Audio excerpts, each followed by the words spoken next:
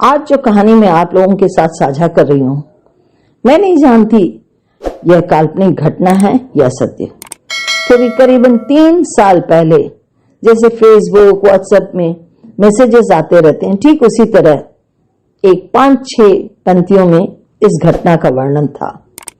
मैंने इस घटना को आज के दौर के एक सिनेमा के साथ जोड़ा, जिसमें हमेशा अभिनेत्री यह कहती है, जब गॉड की मर्जी होती है तो उसमें लॉजिक नहीं मैजिक होता है। अंत में मैंने यह निर्णय लिया कि यह सत्य हो या काल्पनिक, इसे कहानी का रूप दे ही देती हूं। इसमें सीखने को बहुत कुछ है, बस फिर क्या, मैंने अपना इरादा पक्का किया और कलम लेकर लिखने बैठ गई। जैसा कि हर किसी कहानी का नाम होता है, किसी रचना का शीर्षक होता है, इसे भी तो एक नाम देना चाहिए। चलिए तकदीर नाम लिख देती हूँ। कहानी एक ऐसे व्यक्ति की है जो बहुत पढ़े लिखे थे, साथ ही अमीर और समृद्ध परिवार से थे, जहां चारों ओर संपन्नता ही संपन्नता का राज्य था। किसी प्रकार की कोई कमी या परेशानी का वहां कोई स्थान नहीं था। सच ही कहा है किसी ने, जब ईश्वर देता है तो छप्पर फाड़ कर देता है। एक बार इन महाशय को, जो दिल्ली के निवासी थे, उन्हें शिमला के आसपास के किसी क्षेत्र के सम्मेलन में वक्ता के रूप में जाना था। महाशय जी के प्लेन के टिकट से लेकर आने जाने का सबका प्रबंध, यहाँ तक कि डेट के अनुसार सम्मेलन के प्रतिनिधि द्वारा किया गया था। अतः निश्चित समय और तारीख के अनुसार महाशय हवाई अड्डे के लिए निकल पड़े। यहाँ इन महाशय के व्यक्तित्व के बारे में थोड़ा प्रकाश डालना चाहूंगी, जो स्वभाव के बहुत गंभीर परंतु समय के पाबंद थे। क्रोध और उद्विग्नता तो जैसे उनमें कूट कूट कर भरी थी। इसे अमीरों की निशानी या खानदानी परंपरा भी कह सकते हैं। हवाई अड्डे में नियमानुसार कार्य को पूरा करने के पश्चात जहाज के निकलने की घोषणा की प्रतीक्षा करने लगे। प्रतीक्षा की घड़ी समाप्त हुई। घोषणा हुई कि जहाज पूरे 25 मिनट देर से उड़ान भरेगी। साहब बहुत परेशान हुए। उन्होंने पूरा हिसाब लगा लिया कि अगर 25 मिनट यहाँ देर हुई तो पहुंचने में भी कम से कम 20 मिनट देर होगी। महाशय के बस में अब कुछ था नहीं, अतः वे परेशान होकर चहलकदमी करने लगे। खैर, प्रतीक्षा की घड़ी समाप्त हुई। जहाज के उड़ान भरने का समय आ गया। महाशय जहाज में बैठे खिड़की से बाहर देखने लगे, जहां नीचे बत्तियां जुगनुओं की तरह चमक रही थी, कि अचानक एक झटका लगा और विमान परिचारिका ने खेद प्रकट करते हुए घोषणा की कि मौसम की खराबी के कारण विमान को निश्चित स्थान के पहले कहीं दूसरे स्थान पर रोकना पड़ेगा। अतः यात्रियों से निवेदन किया गया कि हवाई अड्डे के विश्राम घर में जाकर विश्राम करें। मौसम में सुधार आते ही उन्हें खबर कर दिया जाएगा। इन महाशय की उद्विग्नता अब चरम सीमा को पार कर चुकी थी, परंतु प्रकृति पर किसका जोर चलता है? होता तो वही है जो खुदा को मंजूर होता है। यात्रा के दौरान पर उनके बगल में जो महाशय जी बैठे थे, वे इनके मुख भाव को देखकर समझ गए कि निर्वाचित स्थान पर न पहुंचने के कारण ये सज्जन परेशान हैं। उन्होंने आखिर पूछ ही लिया, भाई साहब आपको जाना कहाँ है? जैसे ही इन्होंने स्थान का नाम बताया, वे महाशय हंसने लगे और कहा, अब आपको चिंता की कोई जरूरत नहीं है, क्योंकि आपको जहां जाना है वहां के लिए कोई भी टैक्सी या कार मिल सकती है। बस 2-2.5 घंटे के भीतर आप पहुंच जाएंगे। महाशय की जान में जान आई। उन्होंने तुरंत उनको धन्यवाद कहा और टैक्सी की ओर चल दिए। सोचने लगे, थोड़ी देर से ही सही, पर पहुंच तो जाऊंगा। टैक्सी पर बैठते ही ड्राइवर को निर्देश दिया कि भैया थोड़ी देर से गाड़ी चलाएं। करीब 1 घंटा बीता होगा, देखा पुलिस गाड़ी रोक रही है, क्योंकि भारी वर्षा के कारण आगे जाने का रास्ता बंद है।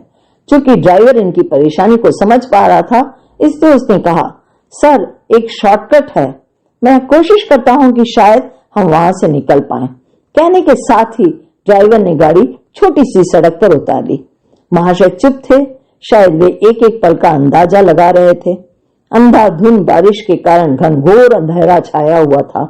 ड्राइवर बहुत सोच समझकर संभाल कर गाड़ी चला रहे थे, परंतु कुछ ही देर में ड्राइवर ने दबे स्वर में कहा, सर ऐसा लगता है हम रास्ता भटक गए हैं। वास्तव में ड्राइवर की कोई गलती नहीं थी, क्योंकि अंधेरा इतना गहरा था कि हाथ को हाथ दिखाई नहीं दे रहा था। कहीं कहीं इक्की दुक्की रोशनी जल रही थी। अंत में उन्हें इतना तो अनुमान हो ही गया कि विधि के विधान के आगे किसी की कुछ नहीं चलती। अब सम्मेलन में पहुंचने का सवाल ही नहीं पैदा होता। अतः उन्होंने खुद अपने मन को सांत्वना दी और ड्राइवर को कहा, गाड़ी में रात गुजारना तो मुश्किल है और यह कोई शहर तो नहीं कि कहीं भी रेस्ट हाउस या होटल मिल जाए। चलो कहीं रात गुजारने के लिए किसी के घर का दरवाजा खटखटाते हैं। दोनों एक झोपड़ी के पास पहुंचे और धीरे से दरवाजा खटखटाया। अंदर से किसी महिला की आवाज आई, कौन है भाई, इतनी रात को, और साथ ही दरवाजा भी खोला। ड्राइवर ने आगे बढ़कर कहा, माफ कीजिए, हमें फला जगह जाना था, आगे से रास्ता बंद है और हमने दूसरी सड़क से जाने का सोचा पर रास्ता भटक गए। अगर आपको इतराज न हो तो क्या हम यहीं बरामदे में रात गुजार सकते हैं?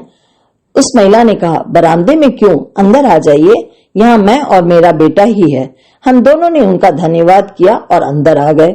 उस महिला ने उनके सोने का इंतजाम कर दिया। मानसिक और शारीरिक थकावट के कारण हिम्मत जवाब दे चुकी थी। बात सोचने वाली थी कि जो व्यक्ति एसी और आरामदेह गद्दों का आदी है, आज स्वयं को चीथड़ों में समेटने की कोशिश कर रहा था। इसी उधेड़ बूंद में कब आंख लग गई इसका पता ही नहीं चला। सुबह हुई तो उसने देखा महिला बहुत साधारण ऑलमोस्ट टूटे हुए कप में चाय लेकर खड़ी थी। दोनों ने उनको शुक्रिया कहा और चाय ले ली। बाहर मौसम ठीक ठाक था, आसमान भी थोड़ा बहुत साफ था। दोनों ने फिर उनका आभार प्रकट किया और दरवाजे की ओर बढ़ गए। दरवाजे तक पहुंचकर महाशय पलटे और उन्होंने महिला से पूछा, आपने कहा आप अपने बेटे के साथ रहती हैं, वह नजर नहीं आ रहा। इस पर उस महिला ने कहा, मान्यवर, मेरा बेटा बीमार है, वह बिस्तर से उठ नहीं सकता। काफी इलाज कराया, हम शिमला भी गए, पैसे भी खर्च हुए, परंतु मेरा बेटा उठकर नहीं बैठ सका। हाँ, शिमला में डॉक्टरों ने कहा कि दिल्ली के बहुत बड़े डॉक्टर पटनायक ही इसे ठीक कर सकते हैं, पर वहां जाना असंभव है क्योंकि मैंने सुना है वे बहुत प्रसिद्ध तो हैं, साथ ही बहुत महंगे भी हैं, उनसे मिलना भी बहुत कठिन है। मैं इतनी हैसियत नहीं रखती। इतना कहते कहते महिला की आंखों में आंसू आ गए। वह असहाय रूप से अपने बेटे की ओर देखने लगी। महाशय मन ही मन मुस्काने लगे। मनुष्य बहुत कुछ सोचता है, परंतु वही होता है जो ईश्वर ने तय किया है। महाशय ने उस औरत की ओर देखा और खाट पर लेटे लड़के के पास जाकर कहा, मैं डॉक्टर के सम्मेलन के लिए निकला था। हवाई जहाज रुका क्योंकि मौसम खराब था। गाड़ी पकड़ी, सोचा शायद पहुंच जाऊंगा, पर रास्ता ही बंद था और फिर रास्ता भी भटके। यहाँ आपके घर पहुंचे। यह भगवान का इशारा ही है, मुझे यहाँ आना था। आप जिस डॉक्टर पटनायक की बात कर रहे हैं वह मैं ही हूँ। आज से आप अपने बेटे की चिंता छोड़ दें, वह मेरी जिम्मेदारी है। इसी समय आप अपने बेटे के साथ हमारे साथ गाड़ी में बैठिए, बाकी सब मैं देख लूंगा। उस महिला को अपने बेटे और अपनी किस्मत पर विश्वास ही नहीं हो रहा था। वहां डॉक्टर पटनायक ईश्वर के इशारे को समझकर मन ही मन मुस्कुरा रहे थे। तो रेडियो हिंदुस्तान के मेरे दोस्तों, यह कहानी यही बताती है कि ईश्वर की इच्छा के आगे कुछ नहीं होता। जाको राखे साईं, मार सके न कोई। आज के लिए बस इतना ही। अब अनुमति दे उमा प्रभाकरन को। इसी तरह नए नए कहानी किस्सों को लेकर मैं फिर मिलूंगी आपसे। तब तक करते रहें काम और सुनते रहें रेडियो हिंदुस्तान। दोस्तों, जल है तो कल है।